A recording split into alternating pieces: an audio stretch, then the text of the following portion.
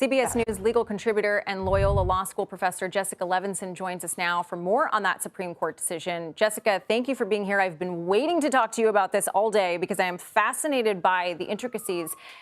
Let's start with this. If nationwide injunctions are gone, what is the legal alternative now to challenge that executive authority?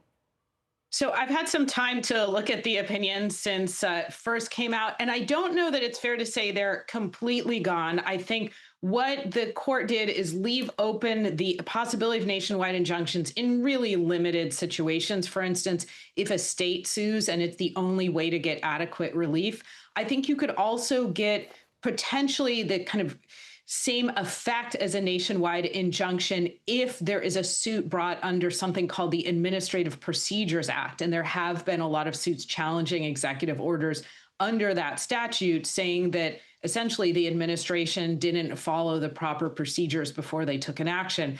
But the big headline here, of course, is that the court is saying, in general, if an individual or group comes to the courthouse and says to a federal judge, there's a problem with this executive order, then judges don't have the power to say, you're right, and the executive order can't be enforced anywhere in the country. The judge just has to say, you're right, and it can't be enforced with respect to you, the people in front of me.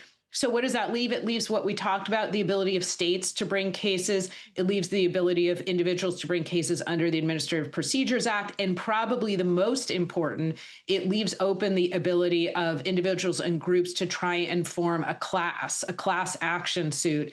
And I think that will be the most likely when it comes to the birthright citizenship and other cases where a group of individuals tries to obtain class certification. So following up on that, Nancy just mentioned that there was, sort of no ruling on this, right? It sort of glossed over the constitutionality of that. So what happens now with that birthright citizenship case? Yeah, and if I could, there was no ruling because the Trump administration very specifically did not bring the merits to the Supreme Court, because the Trump administration said explicitly, we're coming to you on this question of what remedy can people get when they challenge an executive order, but not on the substance, on the merits of, is this executive order constitutional? Because I think they know they're going to lose. And they have lost in, as far as I can see, every case where the executive order has been challenged.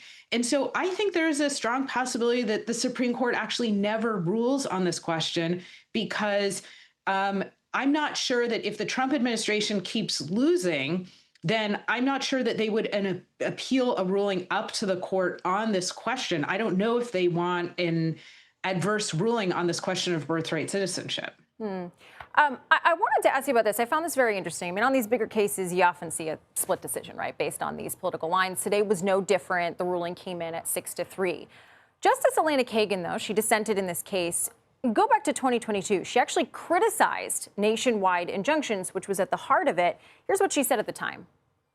Some district courts have, very quickly issued nationwide injunctions to stop a policy in its tracks. And it just can't be right that one district judge can stop a nationwide policy in its tracks and leave it stopped for the years that it takes to go through normal process. So given those comments, were you surprised that she dissented along with the other liberal justices? And what does that tell you about what's going on with the dynamics in the court? So I wasn't surprised, only because this is part of my job, and I listened to oral arguments and I read the transcripts over and over, and I didn't think that she was going to rule with the majority. Obviously she can speak for herself when it comes to these issues, and she has. But what I would offer is, I noticed that the video, of course, is 2022. This is 2025. We're in a different moment. And it may be that people feel we have so many more executive orders than we ever have in recent history, and that this just is not the moment to say we want to take a tool away from federal judges. And so obviously she wrote a separate opinion. It's a really important question that you ask. But I think there may be a feeling among some jurists that while nationwide injunctions, in the abstract may be a problem, perhaps this isn't our moment in the history to trim back. Quickly before you go, I want to touch on another decision out today. The court ruled 6-3 in favor of a group of parents who sued school districts over books that address sexual orientation and gender identity. What are the implications of that decision? So, fascinating question. As you said, the parents successfully sued under the First Amendment, the Free Exercise Clause. They said it substantially burdens our religious freedoms if we don't have notice or an ability to opt out before these books are read to our children. I was really looking for how is the court going to narrow this ruling so that it doesn't open the floodgates for parents to say, I object to X, I object to Y.